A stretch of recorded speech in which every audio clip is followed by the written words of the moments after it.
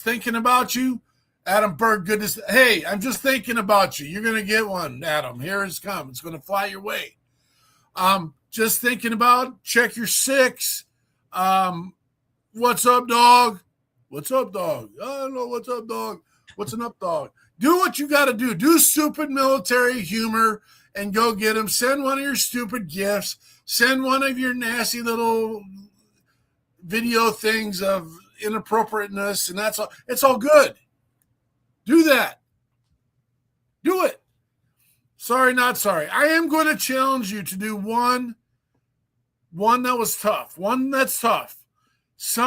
Everyone's got this. It's going to go through your mind once I say this.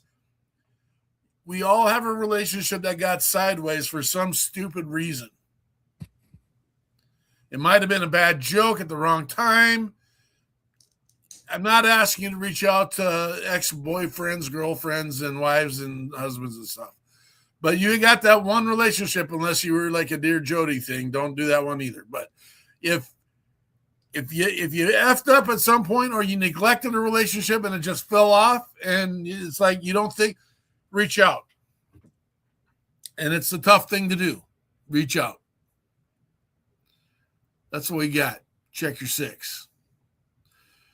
Rich LaMonica, you're not a stranger to us, but not everyone may know who you and MisFitNation is.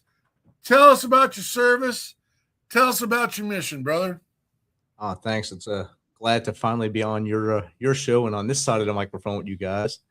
It's awesome to be here in lovely Leesville, Louisiana now. My first full day here. Just moved here for my job. It's a wonderful thing when the world throws curveballs at you. You were just talking about reaching out to you and reaching out to your friends and those you haven't talked to in a while. When all this went down about me losing my job and stuff, people reached out to me that I haven't heard from in like 10 years. Say, hey, brother, you all right? Because they seen that little banner on LinkedIn saying open to work. They said, are you all right, brother? And the text chain opened again. So it does work. It lifts you up when you're feeling down.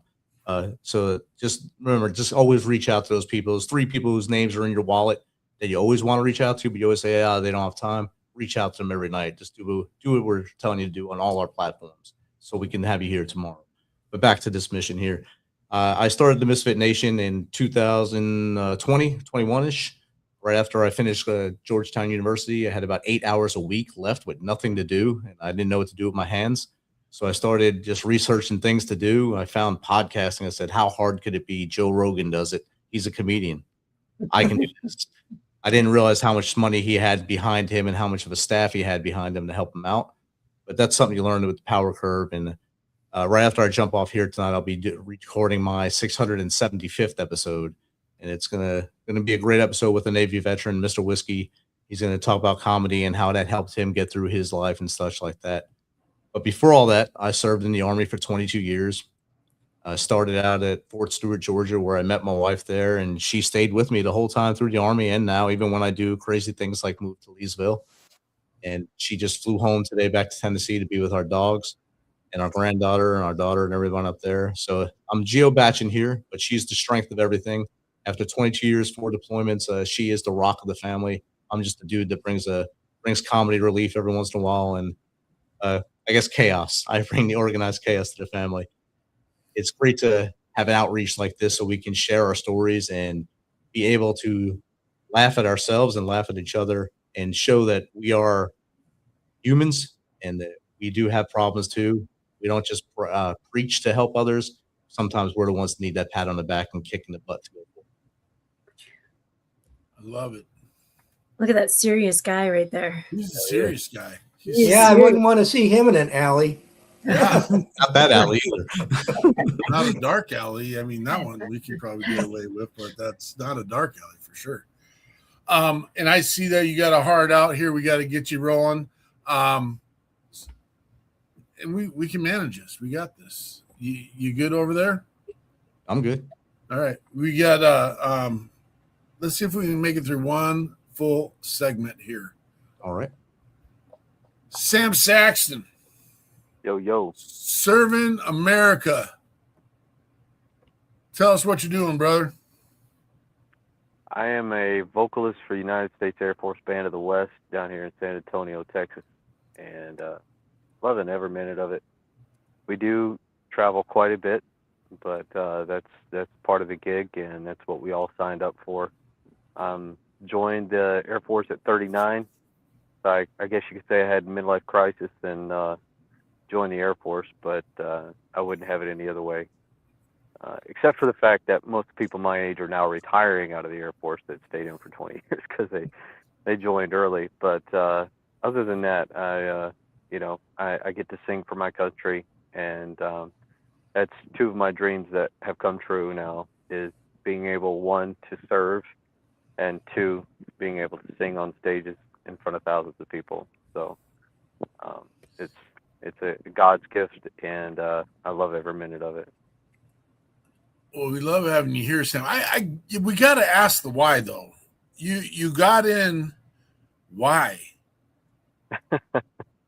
That's just it. About 5 years ago, I learned about this. I didn't even know growing up that you could sing for the Air Force. I had no idea that that was even an option, or for any branch of the military for that matter. And about 5 years ago, I was a music pastor, deacon. The list is a mile long of the things that I was doing at that point, but owned my own business at that point. And but these two people came through our church. One of our pianists asked if her son and daughter-in-law could sing for special music. I'm like, yeah, absolutely. As long as they can sing, carry a tune, and I trusted her, and I was like, they sang, I was blown away. I was like, these people are professional musicians, and they at least do this as a hobby quite often. And so I had to sit down with them after church, and I was like, okay, you guys got to tell me what you're doing, because at this point I was doing singing and stuff as a hobby, doing my own concerts and what have you, and I was really trying to delve more into doing it more professionally than as a hobby. And they're like, yeah, he was a trombone player for the Air Force band and the AFSANT band, and she's a vocalist. I'm like, what is your real job? And they're like, no, that's what we do for a living, and that's what we do for the Air Force. And so obviously, because I was a music pastor, they had heard me sing in the church service, and they're like, yeah, they kind of underhandedly was like, hey, you should try out, and all this kind of stuff. And I told my wife, I'm like, there's this opportunity potentially to sing for the Air Force. And she's like, well, you've always wanted to serve. I actually grew up in south of Bossier City, Louisiana, which is right by Barksdale Air Force Base. And when I was a kid, we would go to the Goodwill next to the Air Force Base, and we would buy they were BDUs at that point. And we would go buy the used BDUs and wear them around, and we were, all me and my buddies, we thought we were military, and so I've always wanted to serve. When I was 17, I took the ASVAB and scored really high. The Marines were chomping at the bit to get me, and my dad told me, no, this is right after 9/11. And so I just kind of put that way on the back burner, as that'll never happen. And when they approached me for this singing opportunity, I was like, well, I guess I could throw my name in the hat. And my wife kept pestering me about it. She's like, well, business, if anybody, if you guys have ever owned a business, there's the ebb and flow and the hustle and the heartache and all the customers that make you want to quit every day. And she's like, you wouldn't have to deal with that if you were in the Air Force. So she kept hinting, and I finally came down here in 2024 to Lackland, January of 2024, and I auditioned, and I won the audition, and by June 17th, I was boots on ground at BMT here, and haven't looked back since. So Your wife just wanted to see you in the uniform. That's what it was. Yeah, you might not be wrong about that. That's true. So, what was your nickname in basic? They called me Unk because I was 39 and everybody else was, one of the guys turned 18 at basic. You And got lucky. It should have been Gramps. Yep. you're not wrong. You're not wrong. I actually have a daughter that's about to turn 19, so I'm like, half of these guys that could be your dad, you know. So it was good though. It was good. I tell everybody, awesome. if I could do Air Force BMT at 39, anybody could do it. But Well, what song would you like to roll with first? oh man, you talking about one of the ones I gave you? Yeah. Probably my daddy's hands. Okay. Kind of a backstory to that, I think is kind of appropriate. So I had told my dad about the opportunity. He said, go for it. He was actually the pastor. He was a pastor for almost 30 years.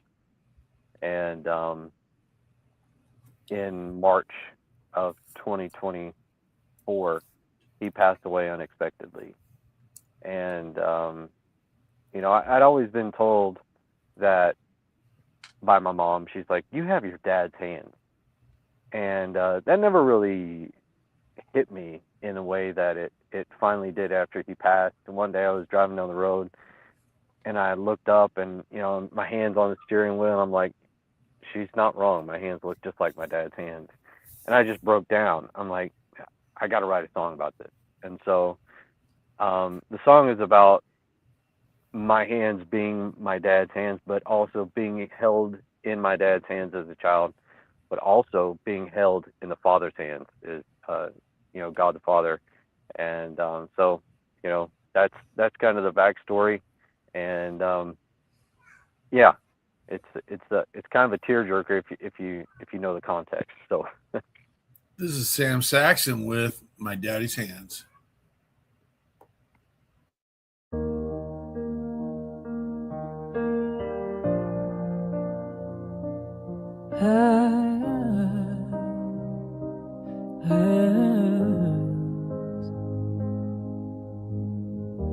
I see your hands when I grip the wheel, scarred rough edges, steady hold.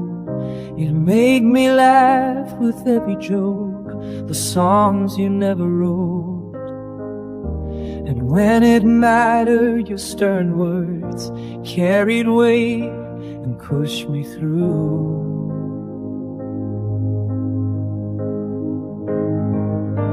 Your hands built a line from work and love. They carried truth and held me close. I was small, I was safe, being led by your hands. And through you,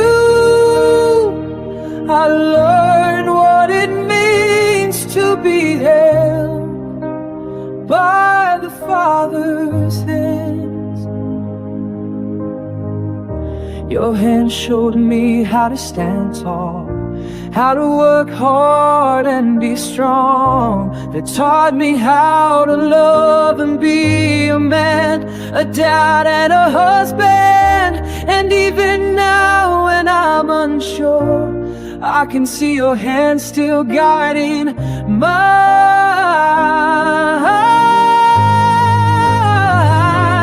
Your hands built a life from work and love. They carried truth, they held me close.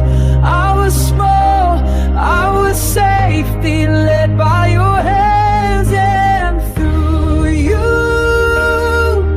I learned what it means to be held by the Father's hands.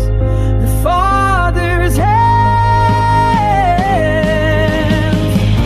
You left too soon before I was ready, like a page torn from the middle of the story.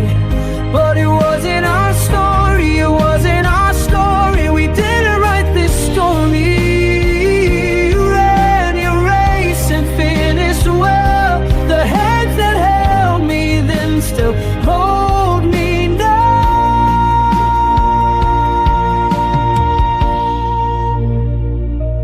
Your hands gone from this world, but not from me. I see them in the way I work, the way I love, when I hold my family close. can see the legacy in my daddy's hands, reminding me that I'm still held in the Father's hand. Your hands built a life from work and love. They carried truth and held me close. I was small, I was safe, being led by your hands. And through you, oh, because of you, I learned what it means to be held by the Father's hands, by the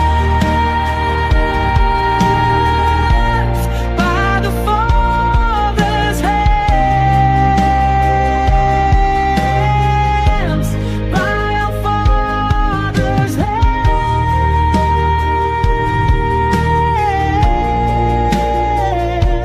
And through you, all because of you, I learned what it means to be held by the Father's hands, by our Father's hands. And through you, all because of you, I learned what it means to be held by the Father's hands, by our Father's hands, by our Father's hands.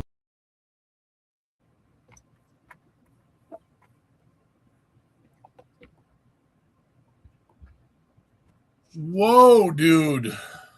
Sam Saxon, my daddy's hands.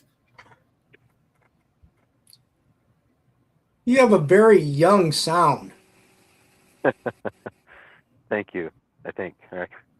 No, honest, I would, if I hadn't seen you, I would have thought you were probably much younger. And I think that's a good thing. Yeah, I appreciate that. Yeah. I got a question for you. Yeah. I'm assuming that in the Air Force, if you write a song, is that something you perform at shows? And if you do, is there such thing as rights to the song? I do have the copyrights to this song. Unfortunately, in the Air Force, if I write a song in the Air Force and perform it for the Air Force, it's considered government property at that point. So we actually have a guy that writes a lot of songs. Like the last tour that we went on, he wrote a song, and he doesn't get to claim the rights to the song. But as far as this song specifically, it is mine, and I have the copyright to it. But so it's a bit of a trick, and I've thought about asking my commander if I could perform the song, but in front of a live audience, I don't think I could get through the first verse of it. It's even just hearing it is emotional for me. So trying to sing it in a live audience, it would probably just be the music playing behind me more than most of the time. Yeah, I lost my dad in 2008, and there's not a day go by that I don't think about him and wish he was here. Yeah. It was a shock for sure. He was healthy. He had a heart disease that we didn't know he had, and he ran every day. And he loved running. He was actually trying to get me into running, and I ran with him a few times. Looking back, I should have run with him more often. But just to be able to spend that time. But it was. I appreciate your transparency and just sharing the whole story with us, Sam. And the song was beautiful, and that's a great piece of work. And I think a lot of people need to. I think they take for granted the relationship they have with their father on a number of levels. Their personal father. If you're a person of faith, your father in heaven. And I think people take that for granted. And so it's you're one of your check your six, if you're capable, might or should be your father in this evening. And remember, not everyone gets to do that. So just a hint, wink, wink. Go ahead and get that done, folks. Exactly. Yeah. You Thanks. never know when you can't.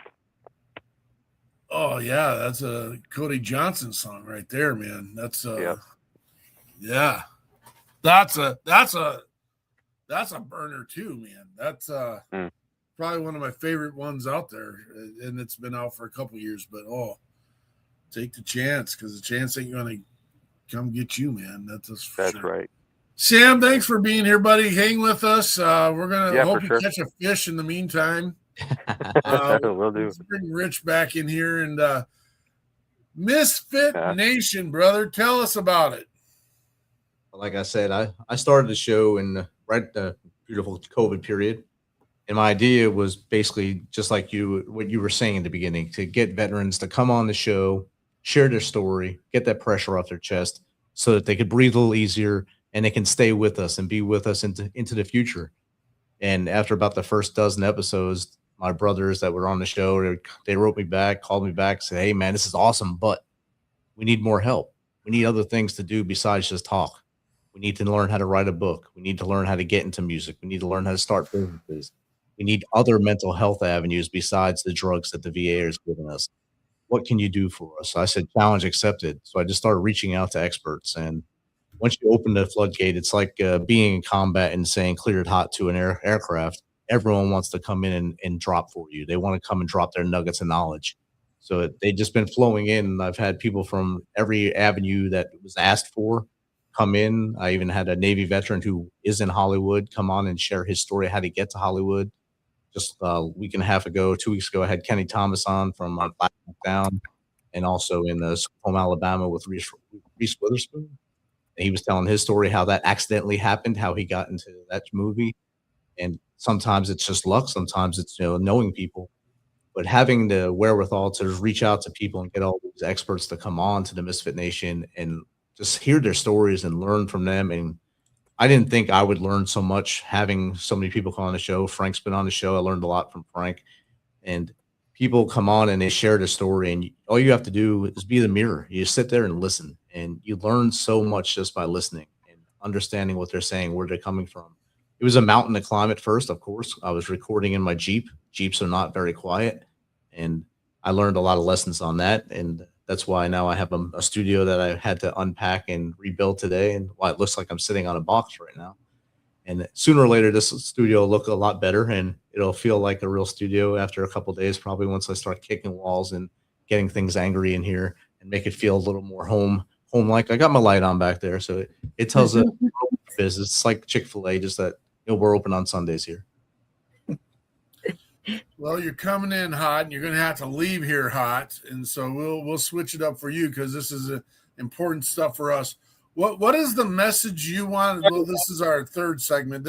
What is the message you want to get out to people, and what is going to happen for Misfit Nation and Rich LaMonica here in the near future? What do you want to get done? So the Misfit Nation here in the near future, we're becoming a publishing brand. So I'm going to start publishing not just my own books, but other people's books. I'm starting a magazine called the Misfit Nation Report, where I'll have veterans join in and let them contribute, get their writing skills out there, and first responders as well. And of course, we're going to keep moving forward with the show. My show is on Sundays and Thursdays, and then I have the Tuesday crew on Tuesday, which is my brother and my former coworker, Jake. They get on there and they just, to steal some of Ty Cobb's words, they wax poetic on there, and they laugh at each other, they make fun of each other, and somehow in there they talk to the guest as well. They have a good time, and it's fun to watch them do it. So seeing them grow on there from two guys that used to just heckle me in the comments to now being able to be on the show. Once you put them in front of the microphone, then they change their attitude in the comments. So that helped me a lot too. And I think for me personally, in the near future, I have 4 books in the works right now. Just keep myself stupid busy. I mean, very busy. 2 are nonfiction and 3 are nonfiction. I'm sorry, and 1 is fiction. So all of them are going to come out probably on the heels of each other in rapid succession, probably starting in 27. Holy cow, dude. Well, I don't get why all these veterans, service members, and first responders got to put more on their plate. It's like going, I don't know if you guys have been to a Cons or a Mongolian barbecue where you use the frozen meat to make your bowl bigger on the side. And that's, you fill that thing up. And I just feel like that's what all of us people are doing who are trying to make a difference. And it's constantly a buffet of rotation and just seeing what we can do to fix. I know Frank is going to want to continue a conversation with you, Rich. We just had this conversation this last week about exactly what you're talking about with creating the editorship world and creating that network.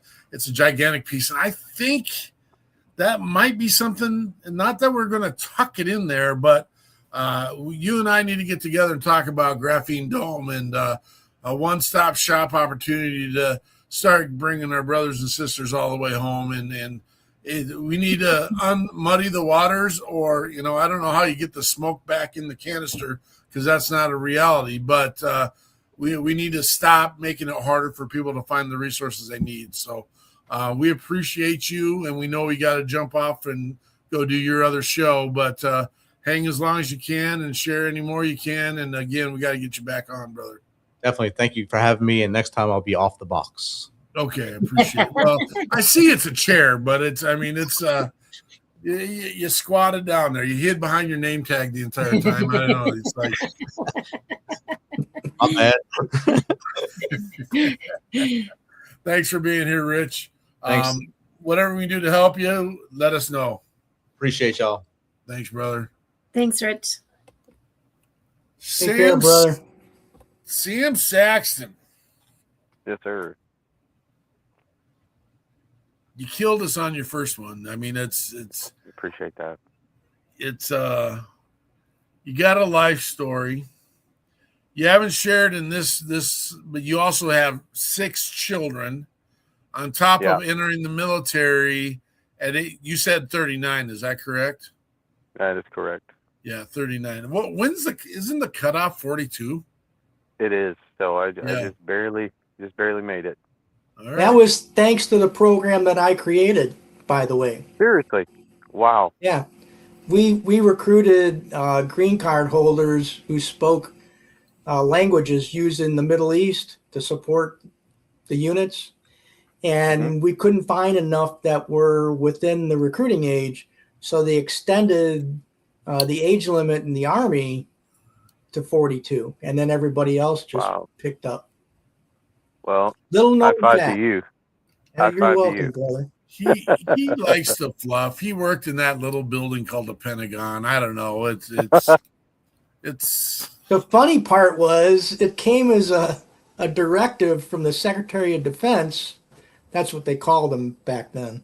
And they tasked every branch of the service to do the same thing we did. And the other branches just said, we've got other stuff we want to work on. So they didn't really pursue it like we did. Yeah. well, the Air Force apparently got it done. No, I mean recruiting the language skilled people. Oh, sure. Yeah. Right. Yeah. Being a linguist has never been in my I struggle with the English language, so I however, can't my even wife spell is bilingual. PLI. So. Yeah, right. Yeah. So Sam, what do the kids think? You being a superstar musician and getting out there, and you're in the Air Force, and you got the little tiny mosquito wings on your sleeve. I saw that. It's like, what is this guy doing? What are the kids thinking?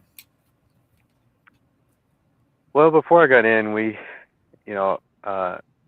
talked to even before I came down here and auditioned, we had a family meeting, and anytime we make a big family decision, whether it's to move or whatever, we sit our kids down and we're like, okay, this is the plan. What do you guys think? What are the pros? What are the cons? And honestly, our list of pros was so long, the cons didn't even really matter at that point. You know, obviously being in, you see the cons you didn't even think about, but they're really, you know, they're irrelevant. But it was the family unit, as we call it, was just 100% on board. And you know, just like the other night, I was tasked with singing the national anthem, which I get tasked quite often to do. But it was for a professional indoor football league down here in San Antonio called the Gunslingers. And you know, I said, well, I have 6 kids and a wife, and I've got some friends that might want to come too. And they're like, we'll give you as many tickets as you want. And so, you know, not every gig that I get to go do does my family get to tag along, but in instances like that, it's just, you know, they get to see me in action, and then we get to have a fun time and enjoy a good football game. And they got all kinds of free stuff. My wife got a free football that says "We the People" on it, you know, and the emblem on it. And but to answer your question, the kids are, they love it. They love living on base here in San Antonio. They go to the school here, and like my 2 oldest, 17 and 18, about to be 19, they're at the exchange right now, just hanging out with their friends. And you know, it's like a mini mall. And anywhere else here in San Antonio, I wouldn't feel comfortable with them doing that. But because we're on base, you know, the teenagers get to be teenagers like we were growing up, you know, the life we had growing up when it was simple, small town America. And so just those little nuggets of, I don't know, privilege. I that's probably the wrong word, but they're privileged to be able to do the different things that they're able to do, or you know, coming down to the creek and fishing literally half a mile away from the house. And you know, it's just been a blessing, you know, but I will say being A1C financially with 6 kids, it's been a little rough. If you know what if you don't know what an A1C makes, you can Google it and it'll tell you exactly what I make. But that's been the biggest adjustment. Like I said, I was a business owner. I was a city councilman out in West Arizona, in Quartzsite, Arizona. And then my wife also worked. She had started a school with my dad. And so we were making really good money. Probably more money than we'd ever made in our married life. August 1st will be 20 years, so we've been married quite a few years. But you know, that's why we sat our kids down and we're like, look, we've got all of this going on here in this town. They had their little group of friends there in the town, and all of our kids are social butterflies, so they make friends with people at Walmart. But so I wasn't really too worried about that. However, you know, they're full supportive, and you know, the shows that they get to go to and get to go backstage and see how things work. And I mean, so much so that my oldest daughter, she's also a singer. Well, all of my kids sing, but my oldest is really going to try to pursue being a vocalist in the Air Force as well. So I guess you could say it's paid off. You know, Tell her to try the Army. The Army, no. Let me tell you why. Don't count it out. Yeah. I enlisted in the Army band right out of high school, and we went in as an E3 in the basic training. When we went to advanced individual training, we were promoted to E4, and then when we got to a post, we were promoted to E5 or E6, whatever position was open. Yeah. So don't discount. Yeah. Don't discount it. I could have done that had I, like, I'm in a regional band. So our region is Texas all the way down to Florida. But had I gone to Premier Band, I would have done the same thing. I would have sewn on tech. And, you know, all of my MTIs were all sore about it because they're like, soon as you graduate, you're going to be my rank. And I'm like, actually, I'm not. but the trumpet player that I was in basic with, he plays for the band, the President's Band. So Yeah. I don't remember the name of it, but he's outstanding. But the crazy thing too is people don't understand. It's like it's kind of a misnomer. Like, oh well, I spent 15 years in the Air Force and now I'm a tech sergeant. Well, what you don't understand is most musicians in the Air Force or whatever branch they're in, they've been hacking away at their bachelor's, their undergrad, and some of them masters, and some of them doctorates in the instrument that they play. So like they proved their salt, I guess, outside of the armed services, and now that they're in it, in my humble opinion, as a A1C, I think everybody should go on tech sergeant, but.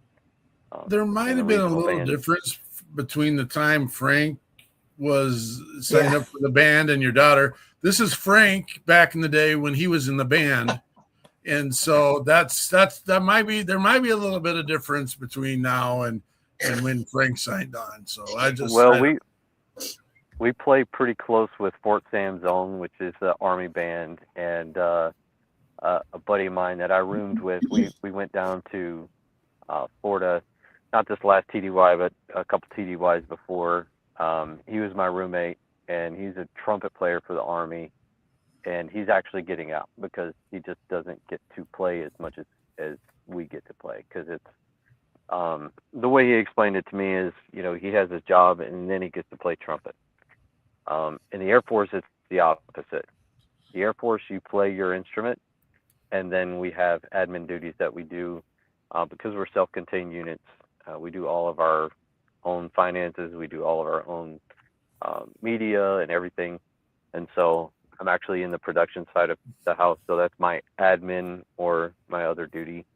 But from 9:30 in the morning till noon, I'm singing some way, somehow, whether it's learning new content or rehearsing with the concert band.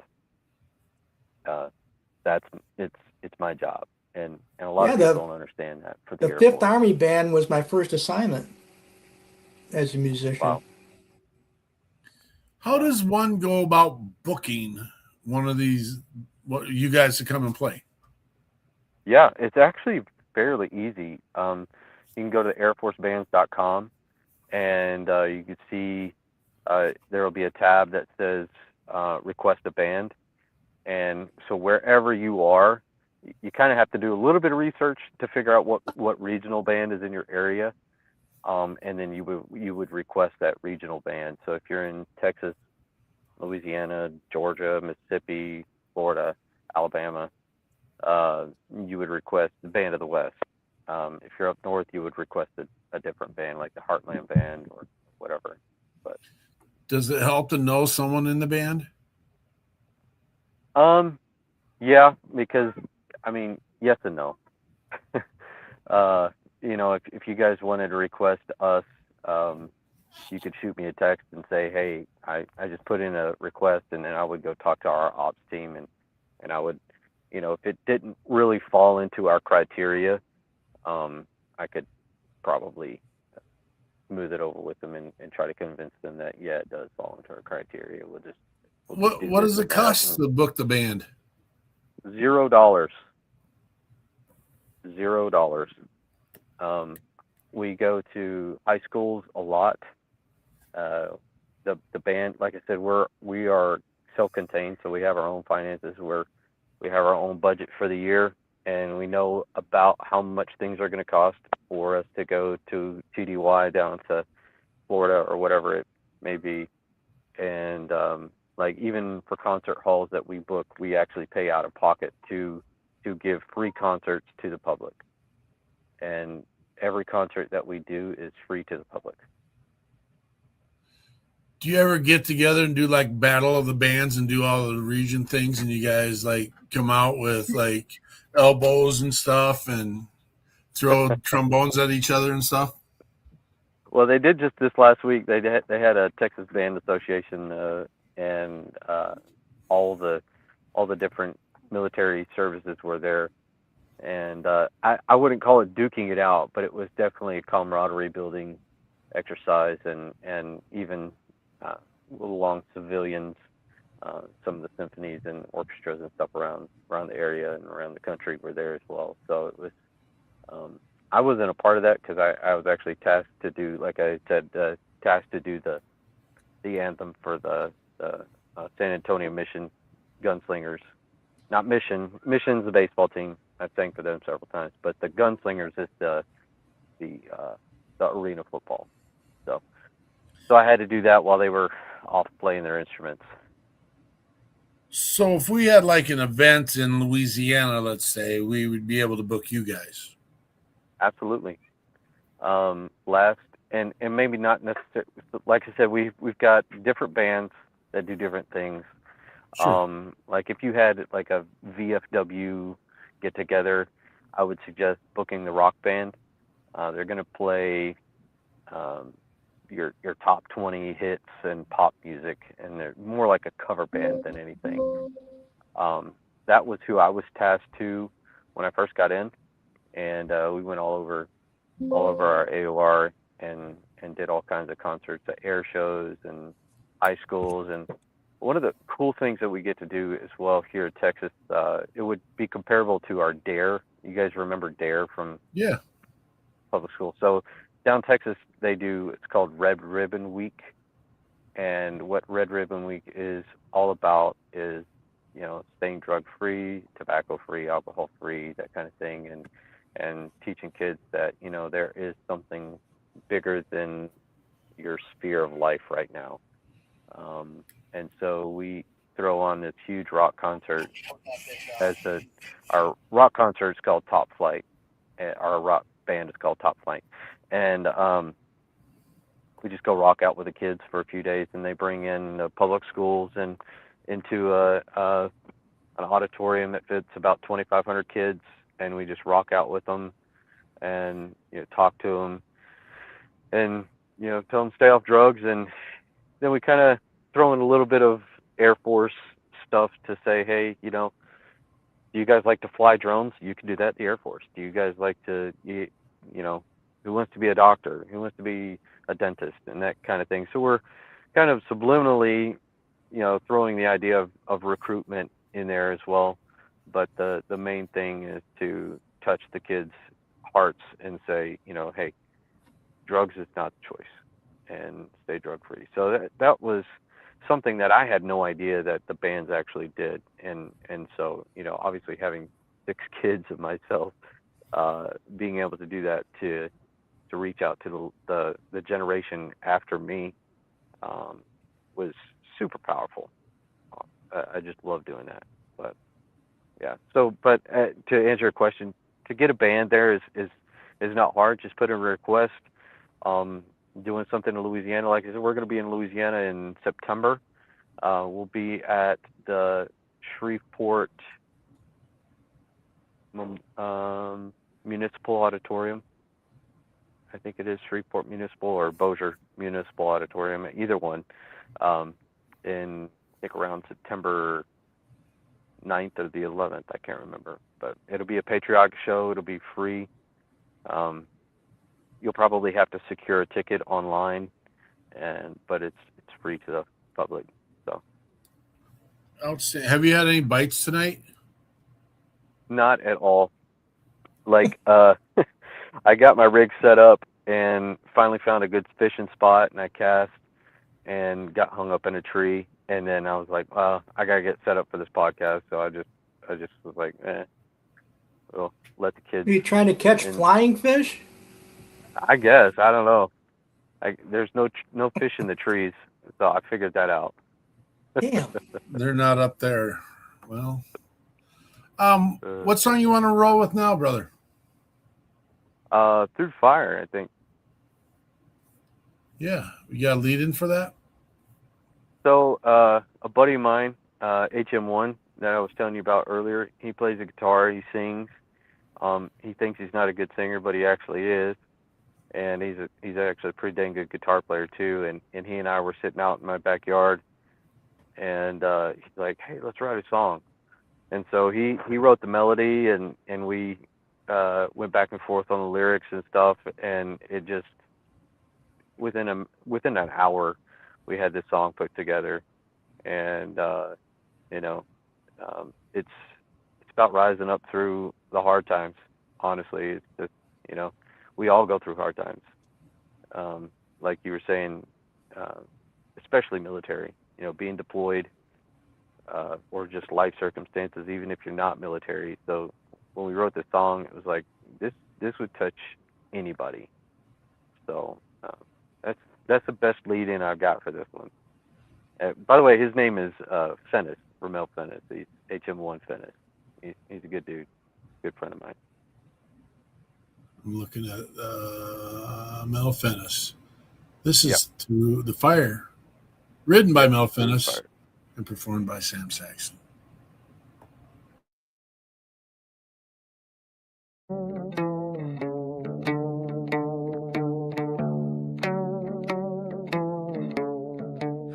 I walk through fire with a broken name, carry the weight of 1,000 chains.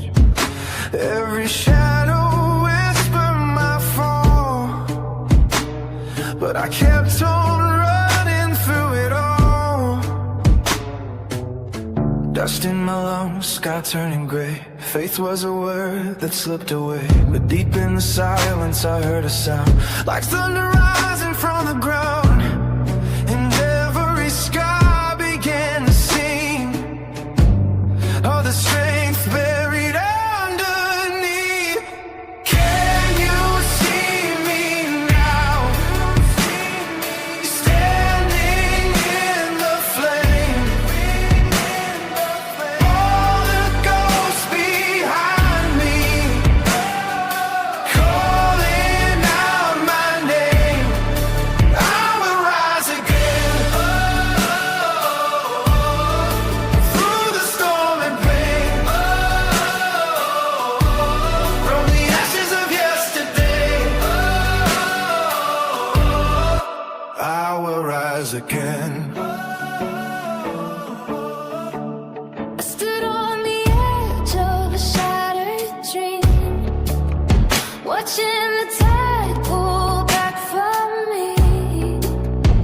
Every promise carved in stone felt like a road I walked alone. But in the dark, a spark remained, a quiet truth inside the pain, that even broken wings can learn the sacred art of how to burn.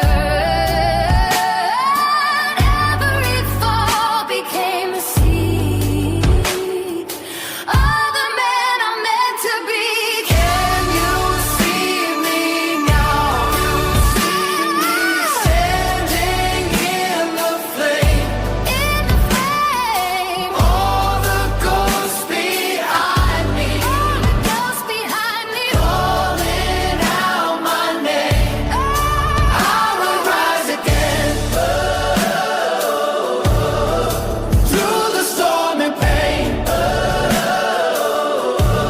from the ashes of yesterday. I will rise again, higher than mountains of doubt, stronger than silence of fear, higher than heavens calling out. You were never meant to disappear.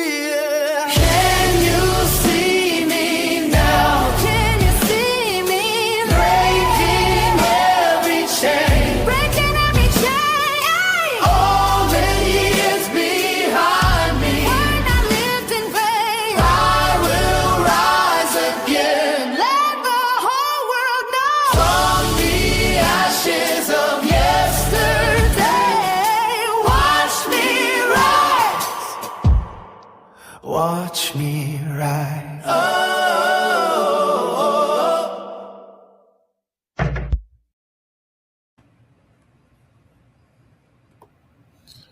That is Sam Saxon, Through the Fire. That was amazing. Thank you. Thank you. That was my oldest on there as well. I forgot to plug her in there. Plug it now, dog. Plug it. Yeah. What a Her name is voice. Erwin. Yeah, she's fantastic. As I said, she's trying to follow in my footsteps as a vocalist for the Air Force, and I think she's got a pretty good shot at it. So Hey, did you guys have to go to the School of Music in Virginia?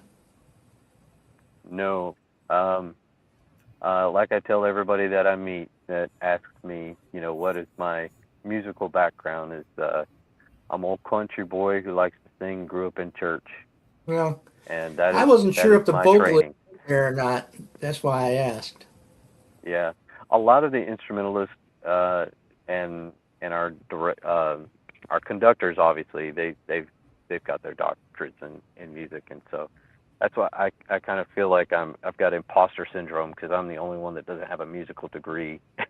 I just show up and I sing. So, but yeah, 99% of the people who play instruments have degrees in those instruments.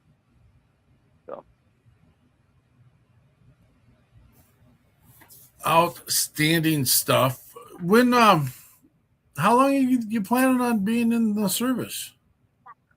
I'm hoping for 20 years. I've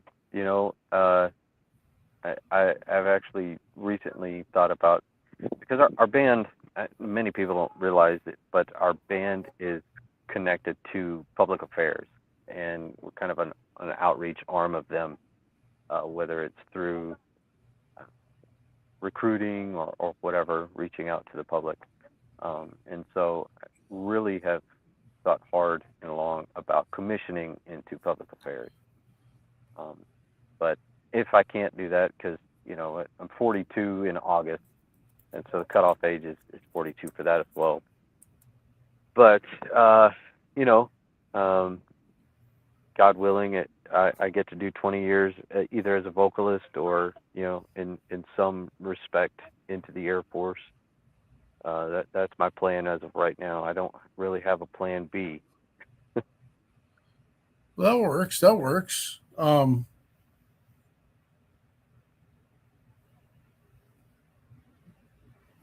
So 20 years, that's going to put you at 59. What is there a plan after the fact? I mean, is there, like you said, there's no plan B, but you're gonna perform till the Till the cows come home. Yeah. Yeah.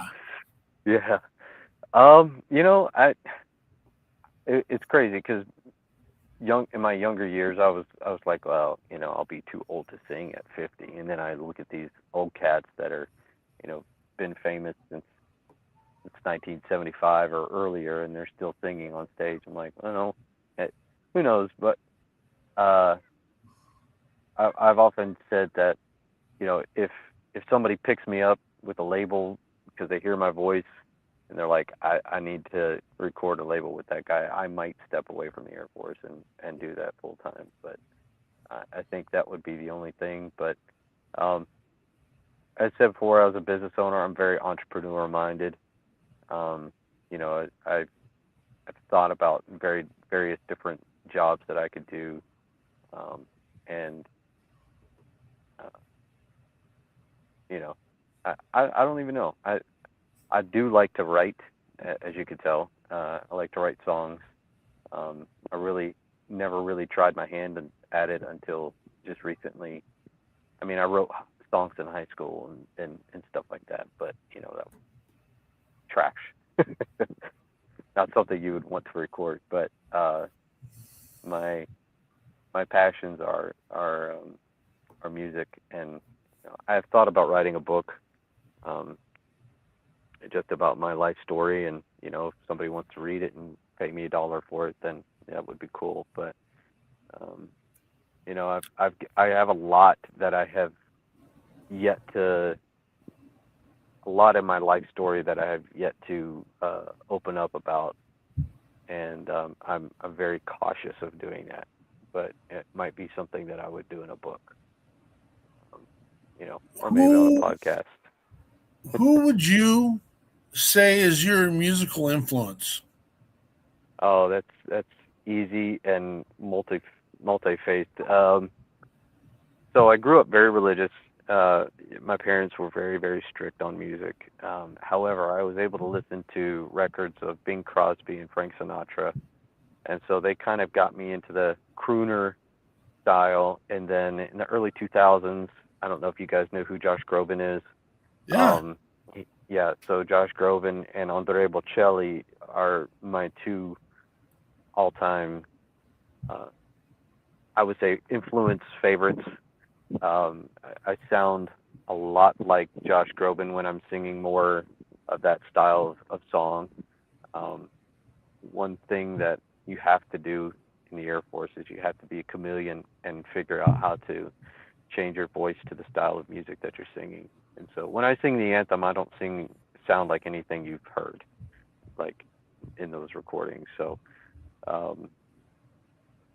but you know, you can go to my YouTube page and kind of figure out what I sound like when I sing that kind of stuff. But those guys, Michael Bublé, you know, and pretty much any crooner. But early on, it would have been Frank Sinatra and Bing Crosby.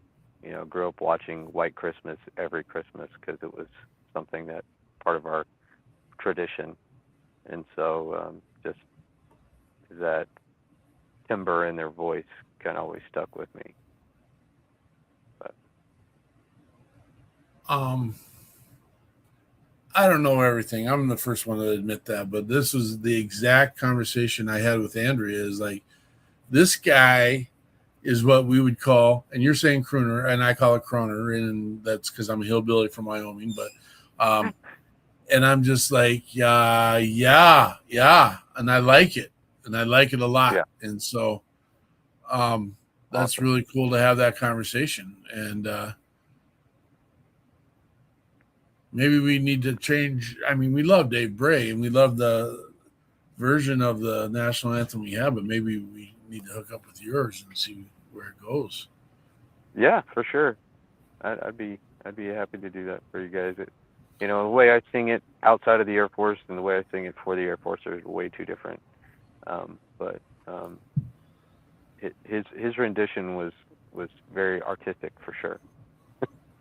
What so like it. I was in the artillery, and in the artillery, of course, you always do the dumb jokes on the youngest, or maybe not the so youngest people in your section or unit and stuff. So, I mean, we're going to do a test on the exhaust on, you know, the Humvee, and you take them out, they go get a garbage bag and get the exhaust. There's no test. Or high angle primers, go get a high angle primer for this next round. Or do you have any lanyard grease? You got to have some lanyard grease to grease up those lanyards. Which one did you get caught in, brother? Who got you, and what'd they get you on? Honestly, that's funny because, like, being, you know, I assumed that being a part of the military would be absolutely that, like a fraternity. And honestly, I don't know if Frank can attest to this, but he was in the Army, and they're a little bit more of the rebel type. But as far as the Air Force bands go now, back in the day they were pretty unhinged, and I've heard some stories of things they would do. But there's so many, and we call it deox now, but there's so many things that you have to cross your T's just right and dot your I's just right, and or how my dad used to say it, cross your I's and dot your T's. You kind of have to be on the up and up, and there's no what I would call, well, I wouldn't necessarily call it hazing, but the new proby kind of action doesn't really happen much. Not in this unit anyway. I can only speak from 2 years of experience of being in the band. Sure. But yeah, there's not been my supervisor, hey, go find this, and that such thing doesn't exist. They're very don't get very me above started. reproach. Yeah. Well, and it's probably not good for him to send Gramps to go do the dumb joke and stuff. I mean, you're walking. You should probably be wearing a bird on your collar, and you got your skeeter wings. But Yeah. it's so no. You're getting left out of the party, brother. Sorry to tell you. I feel like it sometimes too. Like, and I'm actually going to jump in my vehicle and charge my phone because I'm at 15%, and that's not going to carry us to the finish line. But so I've actually talked to my wife about this a couple of times. Like, this is not what I expected. Not that it's a bad thing, but I expected more of that. What you're referring to, the again, the probie, the new guy, go find something that doesn't exist, fighting for, or what did we call it back in the day? The hunting for, what were they? Can't remember what they're called. Night punt. Yes. Snipe hunt. Yeah. Okay. I Yeah. I went on one of those growing up. I will say that. Growing up in the country, it was definitely all about that. But not so much in the Air Force. Well, not so much in the Air Force band. Like I said, it's one of those things that I thought would be there, but is not, which is fine. Fair enough. I mean, Well, it's like what Mark said earlier. I went through in the mid '70s, so I'm Yeah. sure it's changed a lot since I went through. But I went to basic training with PFC E3 rank, and after the first week or so, the drill sergeants asked me what the hell I did that would give me PFC rank, and I said stripes for skills. And they said, well, what skills you got? And I said, I'm going to be in the band, drill sergeant. And he turned around and looked at all the other drill sergeants and said, we got a flute tutor. Oh, wow. So Yeah. what they did was every time I saw them, I had to do the Budweiser song. Bump, Oh, bump, my bump, goodness. bump, bump, bump, bump, bump. And it was about a week before we got out of basic training. We were at the rifle range, and I was running ammo because I was a good shot. I already qualified. Yeah. And I saw my two drill sergeants talking with the lieutenant, the company commander. And so I came up towards them, and I started doing the Budweiser song. And the lieutenant turned around and looked at me. He says, soldier, what are you doing? And I said, well, sir, the drill sergeants, and the drill sergeants going like this. And I said, the drill sergeants told me whenever I saw them, I had to do the Budweiser song. Oh, no. And he says, oh, they did. So he said, you can go, soldier. And he turned and started yelling at him. And we formed up in formation to go back to the barracks. And it was like a 2 or 3 mile march. And drill sergeants looked at me and said, Demith, rounders. So you had to run around the entire formation all the way back to the barracks. But I loved it. I got him. Yeah. You had the last word, that's for sure. It was worth every step. Yeah, I bet. That's hilarious. What's the big thing, the one thing that Sam Saxon wants to get to achieve through all this, and where do you want it to go? That's a good question. In life, in Sam Saxon's life, leave a legacy for my kids to follow and be proud of, like my dad left for me.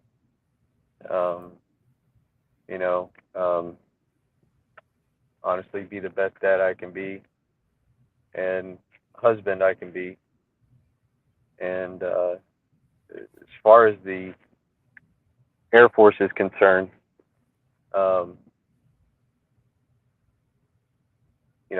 obviously leave a legacy, but impact people in a way that I wouldn't have been able to do outside of the Air Force, which has already happened.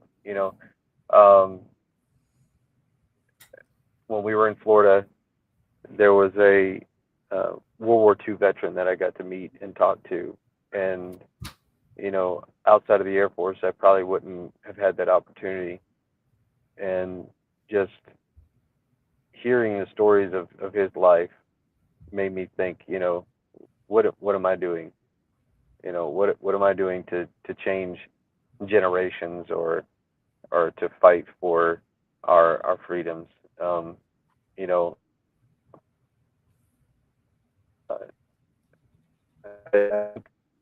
Beginning, and it's kind of, I don't know, you can call it what you want, but leaving a legacy that my family's proud of, and that I could say, God pulled me through some pretty dark times, and then has given me a path to go forward with, to raise these 6 kids to be patriots that love God and love country.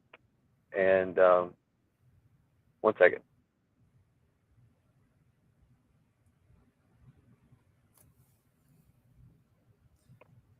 Sorry, I got kids fighting over snacks. Oh yeah. What's the options? Yeah. Always chips. Chips are always an option. And waters and Gatorade. But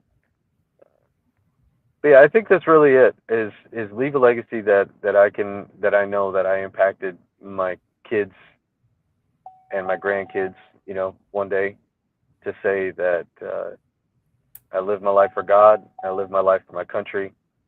And at the end of the day, if you do those 2 things, I think you've done what you were supposed to do.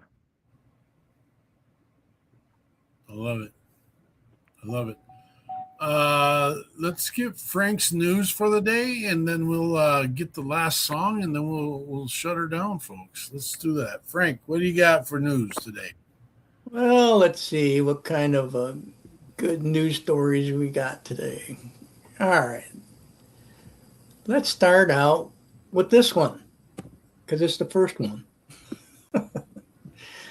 So we talked a couple episodes ago about the VA starting to examine psychedelic therapy. And it turns out that they're still moving forward with it, and they're working with the HHS to increase the use of therapy with psychedelics for PTSD and military-related mental health issues.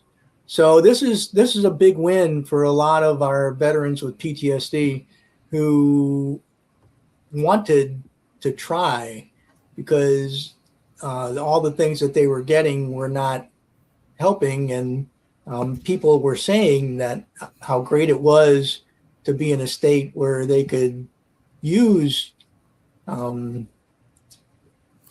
psychedelic treatments to deal with their issues. And so they're finally moving forward, and it said an estimated 4.8 million American veterans have used psychedelic drugs, according to a study released last month by RAND. And RAND is a very reputable organization that does a lot of studies and analysis, so it's probably very accurate. And so they're moving forward with this, and they're going to make it available, and hopefully it goes a long way toward helping our folks and lowering that risk of 22 that we work with and we don't want anymore. So let's move on to the next one. This one is a big thing for veterans that are looking for placement. The U.S. Patent and Trademark Office is opening up jobs for veterans, more than 1,000 jobs. And I know someone who has looked into this, and they're trying to figure out what positions they qualify for. There's not many that are on USA Jobs right now, but there's veteran placement people in the VA for finding positions for veterans. And I would suggest that if anybody's interested in trying to find one of these jobs, go through one of those folks and see if they can get more information, because they have, not only are they looking for 1,000 jobs, but they're able to hire people quickly. They have an authority that they can do expedited hiring. So if anybody's interested, the article gives very little information about contact, but I would look into that and contact someone in the VA, because it came through the VA, so they should have a handle on how to find more information. The last story, there's an organization that does veteran outdoor challenges, and they're inviting veterans to get outside and do things, especially in the summer when the weather is a little bit better, as long as you're not in one of those states where you're choking down smoke from the fires in Canada, darn it. But they're moving forward, and they're trying to get more people to sign up. It's called, they partnered with Team Red, White, and Blue, or Team RWB, and it's a veteran service organization dedicated to fostering healthier lifestyles and stronger connections among veteran service members and supporters. They do a wide variety of things. They do walks, they do hikes, running, cycling, paddling, and adaptive recreation events. So if anybody wants to try that out, you can look up their website. And they also have an app, and it's the Team RWB's Veteran Outdoor Challenge. Or you can download the Team RWB app, and it'll walk you through a bunch of stuff. But that's always a good thing when we try to do more physical stuff outside. And going to a gym's great, but the outdoors is just that much better, be out in nature.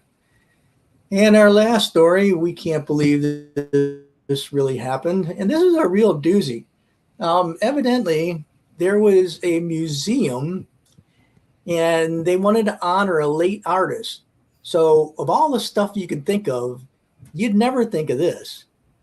These folks smothered peanut butter all over a floor, and they said there was enough peanut butter to make 15,000 sandwiches. Now, when I was growing up, if we knew there was a museum that had 800 pounds of peanut butter spread across the floor, every one of the kids I know would show up with a loaf of bread, and they wouldn't be able to stop us. That peanut butter would be gone. But it's just crazy. I mean, but it wasn't in the States. It's in Rotterdam, Netherlands. So you probably wouldn't want to go to a foreign country and eat their peanut butter floor. It'd be easy to find, because they go by and ask everybody a question, and someone who couldn't speak because they had peanut butter stuck to the roof of their mouth would automatically be detained. That's our great stories for today. Oh, Franklin. Where's Andrea? Well, she's right there. Hold on. Oh, like apparently Frank's just going to bring her in. It's good. I'm right here. I swear, every week between 6 and 7, my computer freezes right up, and there I am. Don't do that 6-7 thing. Oh gosh, here we go. 6-7. Oh, sorry. There will be something new, Frank. Another month and a half. Yeah, it'll be 7-8. 9. We're talking about kids. Sam, are you in a safe place to talk? Oh yeah, we're good. What's the last song you got here, brother? I can't remember which one I sent you. All right, let me do the quick view. It's Always You? Okay, so as I said before, my wife and I, we've been married 20 years, and I wrote this song for her last year for our anniversary, and you know, she's definitely been the one that pushed me towards everything good in my life. When it came to big choices like joining the Air Force, and when I was a city councilman, you know, I was like, is this something I should do? She's like, well, you know, I think you were born to lead.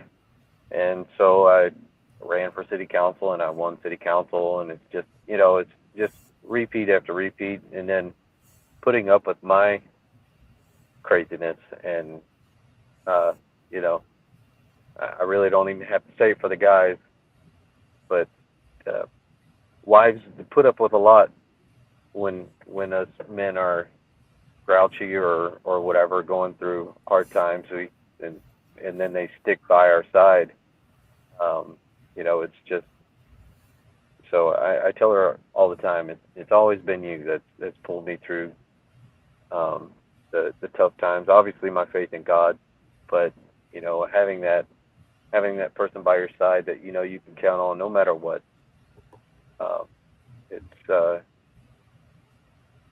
It's one of those things that you just, is rarely found anymore, it seems like.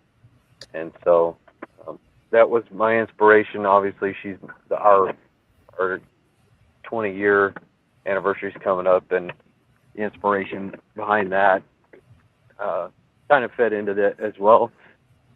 But we've been through a lot together. 6 kids. 6 kids. Even before we got into the military, sorry, I'm charging my phone right now with a real charger. The car charger was just not meeting it. It was just, it just kept going down. Anyway, yeah. So, 19 years, been together since I was 23. She was 19, and when you have 6 kids with somebody, and you move a bunch, and you build a life together, it's like you have to have that rock by your side, and so that's my lead into this next song, and this song is dedicated to my wife, and it's a little more punk rock because that's her style, but yeah, so that's my lead into this one. All right. This is Sam Saxon with It's Always You.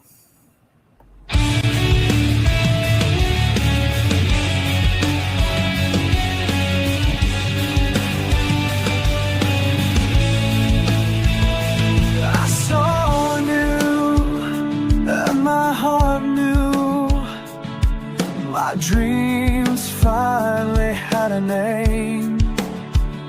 Through fears, joys, or sorrow, my constant, my compass is you. When the nights grow heavy and the days long, your voice still carries me through every road I've taken, the choices I've made. Your love always pulls me back to you. It's always you.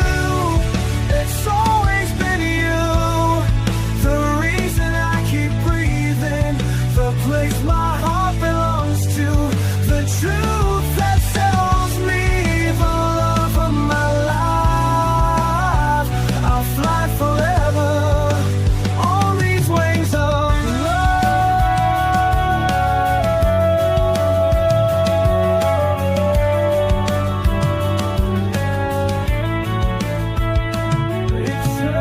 eternity isn't long enough to love you. It was forever when I said I do.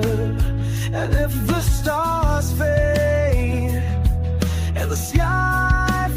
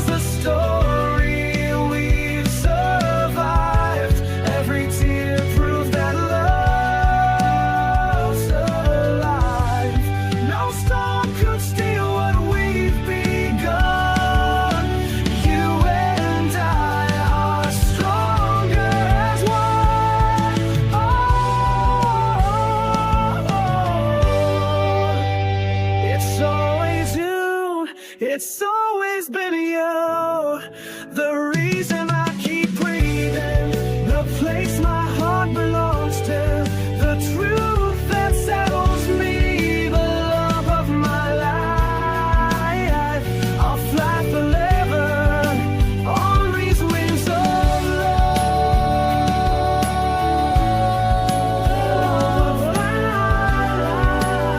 Life is you. It's always been you. It's always been you. That is Sam Saxton. It's always you. Dude, you got it, man. You did it. You got it. Thank you, brother.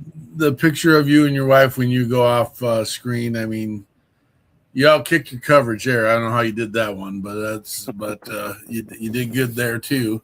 And Yeah, then no just doubt.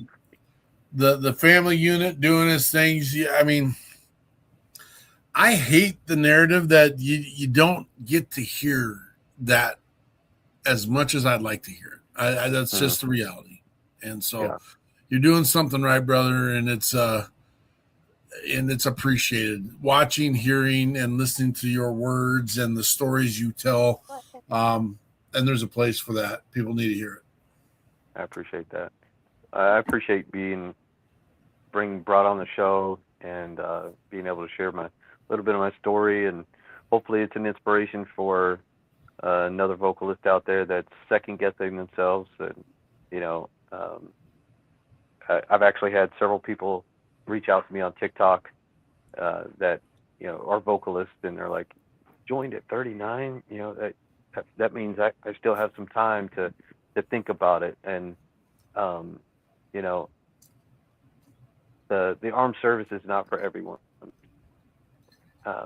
But if it's something you've ever thought about doing, and you can sing or play an instrument for that matter, as Frank can attest, it's being in the music, being able to serve your country, and at the end of a show, when you know that you've poured your heart and soul into something, and you see the patriotism, the people that are responding to the art that you've been a part of and helped create in a form of music, is just, there's nothing else like it.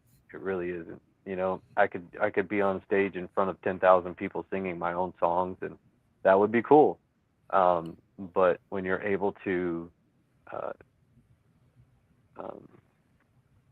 stand alongside a veteran who is, World War II veteran, even a Vietnam veteran, I tell people all the time, there's never been an easier time to be in the military. The Vietnam veterans came home and they were spat on, or they were cursed at, and I can't imagine trying to serve seeing my brothers die by my side and then coming home to that. And so, huge respect to the Vietnam veterans out there that are still plugging along and some of them have a chip on their shoulders, but not all of them. In my opinion, they all deserve to be able to have a chip on their shoulder, just because of the way they were received by their country, and the things that they had to do beyond the wire is just unthinkable. But then, even in our Desert Storm guys and Cold War, both of my grandfathers served in the Korean War, and but being able to pour that patriotism back over our country, and it almost seems like it is an easier time to be in the service, because I walk into the grocery store in my OCPs, and I'll have little kids throw up the salute, and but on the other side of it, it just seems like we need patriotism now more than ever. And you said don't get political, but that's not political. That's American, and I'll never apologize for being that. There's a gigantic misconception in what is political and what is patriotic? And that is a fight. I will tap that thing right on the nose anytime you give me the chance. And brother. It is there's some significant push to make it political, and Sure. I don't quite understand the whys. It's weird. Looking at the content and the pieces and trying to figure that out. But I appreciate your message. Super excited. I believe we got you out of the Mike Corrado network. Did Mike interview you? Yes. Yeah. No, great guy doing his thing. Yeah. Gonna help him up in his world and doing what he's getting done. And super excited about what you got going on, brother. If you ever need anything, make sure you reach out to us, and we're here to help and support. And the same. I'd like to be a part of anything you guys got going on for veterans. If you need an anthem sang at a veterans thing, like I said, we're 100% free. So if you need somebody to sing the anthem for a gig, and you want the Air Force to be represented, Air Force will fly me to you guys, and it'll be a TDY for me, and get to spend some time with you guys. So that'd be cool. You got to fly commercial to do that, or they got your own plane for you? No, we fly commercials. Not first class, though. Not first class. Oh, well, you could always kick it at the counter if that's what you want to do, but it is what it is. Right. Yeah. Well, what an amazing night. And we're here at that time where we got to shut it down. We're going to let Sam get back to his family, and looks like they're off the pond now. It was a creek. It's dinner time. So dinner time. What's for chow? Yeah. What's for chow? Not fish. I don't even know yet. You tell the whole family over to the DFAC, make them go through the line, and they'd probably kick us out of there. So we're at the closing point, and this is where we do final thoughts. And so I'm going to switch the order up a little bit. We'll go Frank, Sam, Andrea, then myself. And we'll do a little closeout for Mr. LaMonica and MisFitNation as well. So go ahead, Frank. Okay. I want to cover two things really quick. The first one, unfortunately, the folks that don't get to listen to the military musicians don't understand that the people who join the bands in the different branches of the service, they're professional musicians. They're professional singers. They're professional musicians.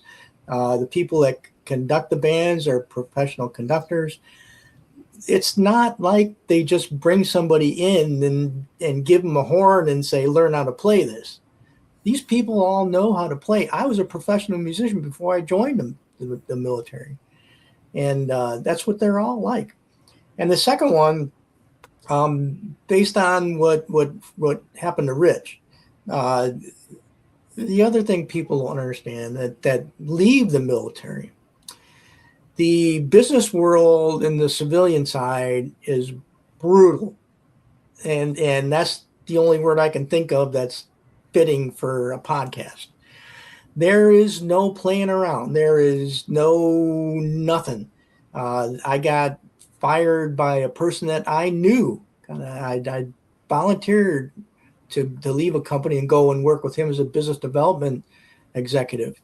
And he called me up one day and he said, I'm sorry, I don't need you anymore. And I said, okay, well, when do I need to be gone? He says, now, I don't need you anymore. So I found out on a Monday that I didn't have a job.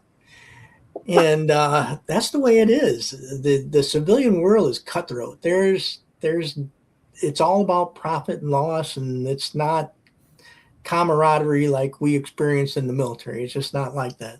And that's what they're built off of. And I just want to make sure that I get that word out, because there's a lot of folks that go through this, and it's not you. It's the system. It's the way they work. It's all about dollars, and that's what it is. That's why we tell everybody, reach out. If something's going on, talk to someone, and don't try to do everything by yourself. God bless you all. Thanks, Frank. Sam, final thoughts. Well, I would say on the Air Force side of the house that, if there's something that is scaring you about joining the military or serving your country in whatever shape or form, just jump, take the leap, and do it. Because if it's in your mind to do it, it's there for a reason. Like I said, I wanted to join when I was 17, 18, and didn't get to, and now almost 42, and been in it for 2 years, and I love every minute of it. There's basically any job you could do as a civilian, you could do it in the Air Force or any other branch for that matter. But you're not too old until you're too old. Like we said before, 42 is a cutoff. So, but as you'll talk to the recruiters, there's a waiver for everything. So but take the jump, serve your country. You won't hate it. You'll probably love it just like I do. On the civilian side of things, support your troops in whatever way you can. These people go out, and there's the birthdays that I've missed, holidays that I've missed, that we just never get back. And so not just the veterans, but the veterans are the active duty service members' families too. The guys might be behind the wire, or the gal might be behind the wire, but their family is still here, and they need support too. So that's what it's about, having each other's six, and that's the easiest definition of it is, take care of each other. Whether it's the person behind the wire that's on a TDY or a deployment, but don't forget about their family, especially the kids. And, they sacrifice too. So just whatever you could do, whether it's show up for a meet and greet, or VFW outreach, or American Legion outreach, or whatever. Support your troops, support their families. I love it. Thanks for being here, brother. Miss Eichmann. It's my pleasure. Yeah, I want to first thank you, Sam. I know that you may be newer than a lot of the people you're serving with, but I think you are a great mentor. You come across as a leader. You are, you know what I mean? Like you may be with someone who's been there around longer, but I think you're a great mentor. Clearly your passion. I'm feeling it, because I'm old. I think I'm a little past 42. I don't know if a waiver could get me anywhere near, I don't know. Maybe the kitchen has a spot. Anyway, stop. Yeah, I watch from the sidelines. I can listen and close to empathize, but I love it, and I love that your children are loving it. It's all fitting together. So thank you for sharing. And you know what, the biggest part I thought about your share is we've had, and we are close to a lot of people that were in the band throughout their military career. It's not, even though they're doing music now, it's not on their chest. Like yours is here on your chest right now. And I love that. And we've had a few of them say to us, hey, thanks for looking at me as military and a musician. Like, even though I'm not serving anymore, I appreciate it. And then there was a female, one of the very first ones was like, you know what? I get recognition for being a veteran, a female veteran, being a musician, but nobody has put it together. So that's what we like to do here, is that's why you're here, is bring that piece together. We like to celebrate your service and then your passion for music and all of it together. So thank you. And family and faith as well. It's my pleasure. Much appreciated. Yeah, for sure. Absolutely. And I wanted to just throw a couple things in for Rich since he had to take off. So he is U.S. Army veteran. I don't take anything bad on his page. They're all Army veterans. Sorry about all that. But anyway, he has a Tuesday show as well. He doesn't do it so much as I think his brother and one of his buddies. Jake may be on here with us in the near future as well. But he talks a lot about, I don't think this is where I got the word mentor. I'm looking at it now. He talks a lot about the mentors that showed him how to take care of people. And that sat right in his heart.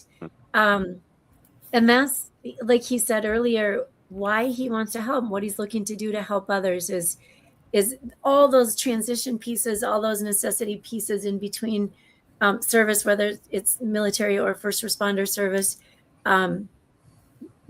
These are the people we hook up with because they have missions that are so similar to ours, helping fill in those gaps, take care of those rough spots, whatever it is to get you over the hump and into a more positive situation. So, Rich, if you're out there, he might still be up and on his own podcast, but we thank him for coming in as well.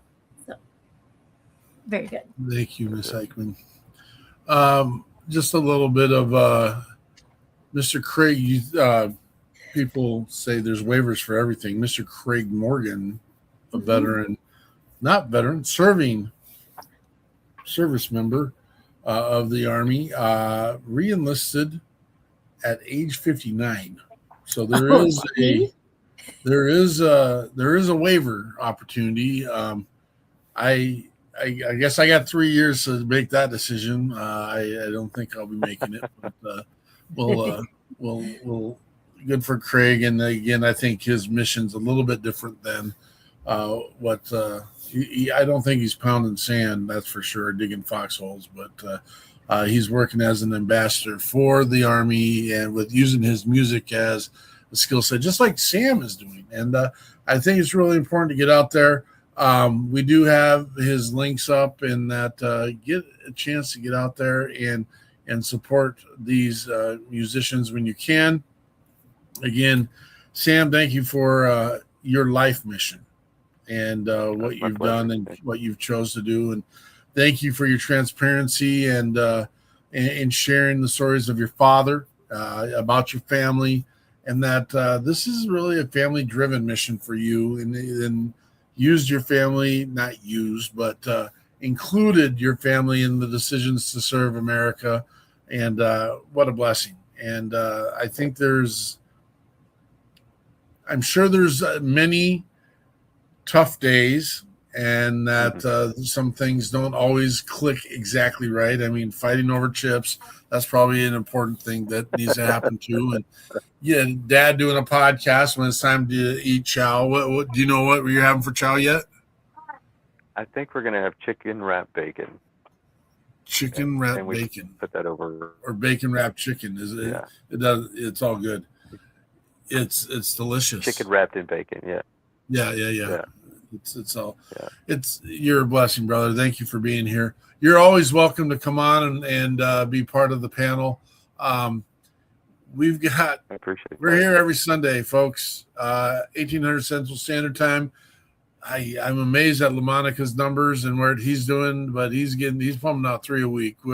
We're happy with our one, and we actually do 2. We'll be here tomorrow at 16:30, sharing on the WP3 weekly debrief what exactly the People's Patriot Project is getting done, what we really do, all the things. And so come check us out tomorrow. Tonight was about LaMonica and Mr. Saxon. And then next week, we are blessed to have, again, another amazing lineup of amazing veterans that are out there. We got Shannon Book. What a dude. He will rock it out of Texas. And Mr. Sean Young of Recover Out Loud podcast. That's weird. We had back-to-back podcasters these weeks. Well, that's okay. We got this. Go enjoy that family, Sam. Thank you for being here. Thank you for the WP3 team and what you guys do. We're going to keep killing it and keep bringing them all the way home. make sure you're out there and you go check your six, and we will see you when the smoke clears. Patriot Pride.